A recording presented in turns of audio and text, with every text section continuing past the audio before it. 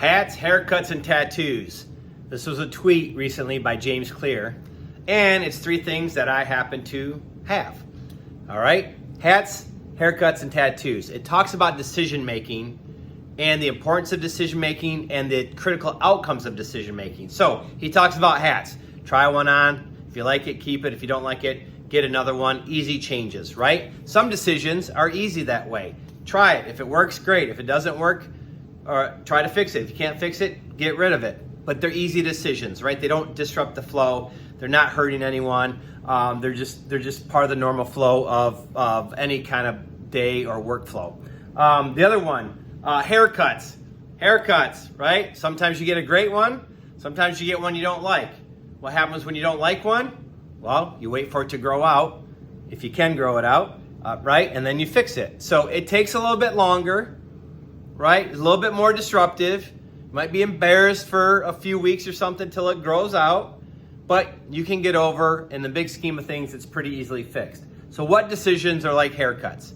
You try it on. If it doesn't work, it takes a little bit of time to fix. You might be a little embarrassed that you made a bad decision or tried something that didn't work, but eventually you can get it fixed and it's not a big deal. You go on. You don't remember it after a while. And then there's tattoos. Tattoos are permanent. I know. I have one on my arm. I remember my kids were little. They'd always say, "Dad, when is that tattoo gonna rub off?" And I'm like, it doesn't rub off, just so you know. So 1, when you grow up, maybe don't get one. 2, if you get something, make sure it's something you really like and it lasts. Mine is a cross. I really like it. I love it. It's gonna last.